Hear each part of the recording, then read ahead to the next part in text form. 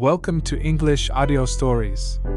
Here, you'll improve your English by listening to engaging stories, fairy tales, and fascinating tales from around the world.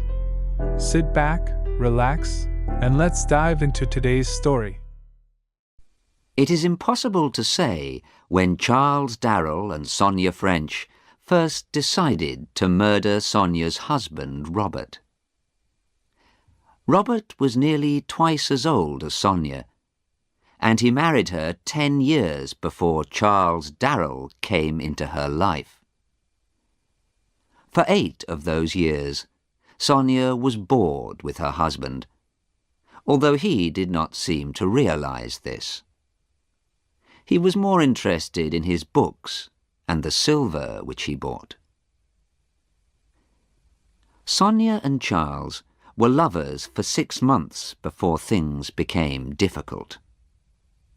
People were beginning to talk, and it could not be long before Robert found out about them. "Robert will never give me a divorce," thought Sonia. "And Charles and I have no money of our own." But Sonia knew that Robert's silver alone was worth enough money to make life very comfortable for her and Charles. By a strange accident, it was a policeman who gave them the idea for their murder plan. The inspector made a surprise visit to the French's house one evening. Charles was also there. He often came in for a drink. "There have been several burglaries near here," the inspector told Robert, "and we haven't caught the burglar. We know who he is, and it can't be long before we catch him, but we're very worried. He carries a gun, and we're almost sure he has killed a man. Now this house is in a very lonely place. Mr. Darrell is your only neighbour.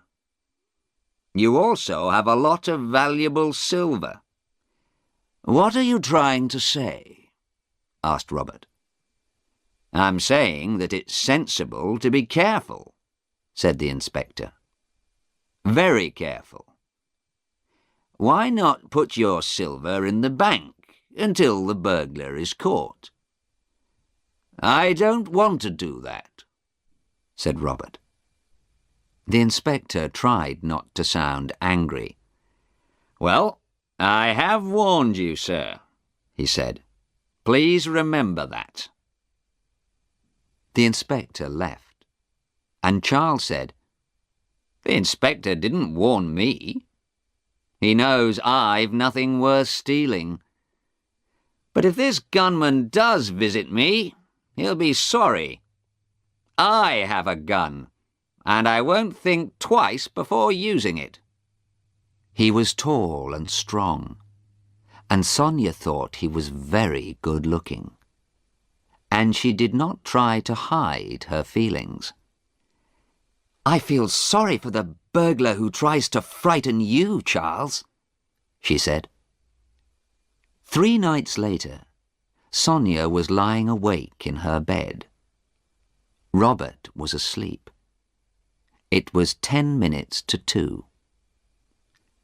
Sonia was excited. 10 minutes before Charles enters the house, she thought.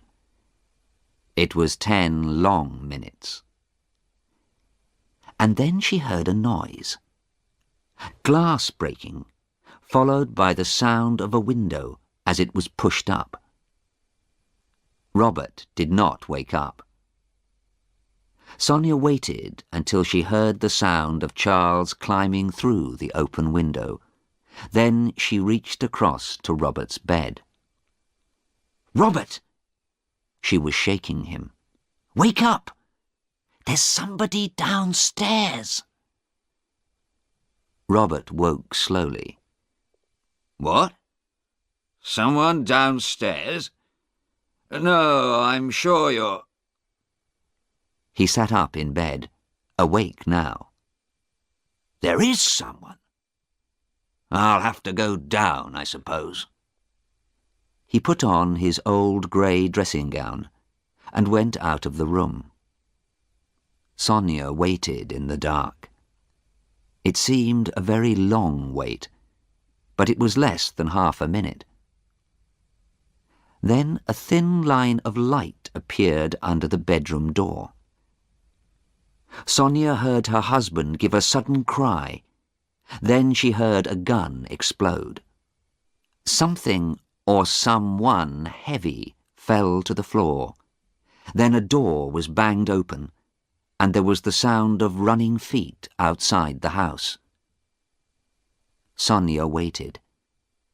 "Charles must have time to escape before I call the police," she thought. She put on her bedside light and got out of bed. Now it was all over, she felt strangely calm. She knew what she was going to say to the police. How soon could she marry Charles? 6 months from now? They could go to Venice for a holiday after they were married. She had always wanted to see Venice.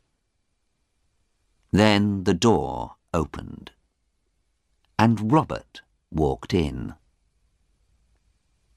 For a long moment, Sonia could only look at him, her stomach sick with fear. He looked back at her, silent, white-faced and untidy, but alive. What happened?" she said.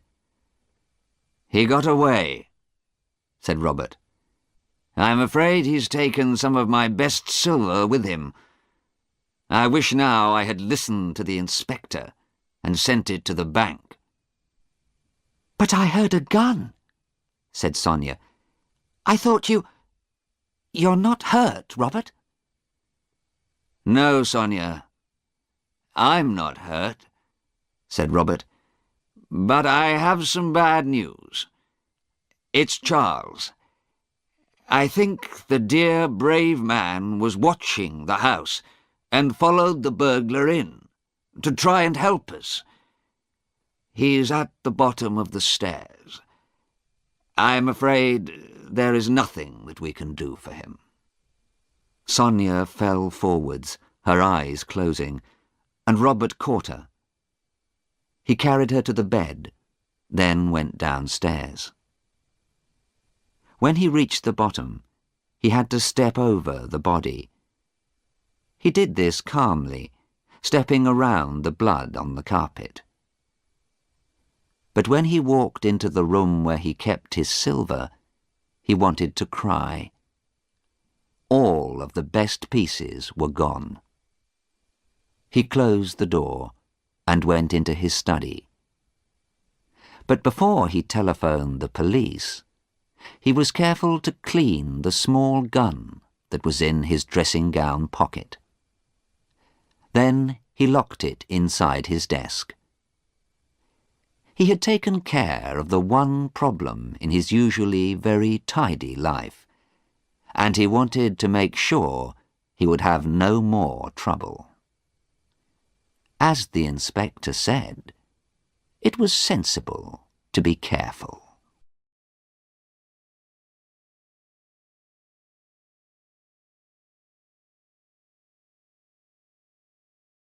Thank you for listening. If you enjoyed this story, don't forget to like, subscribe, and hit the notification bell so you won't miss the next one. See you in the next story.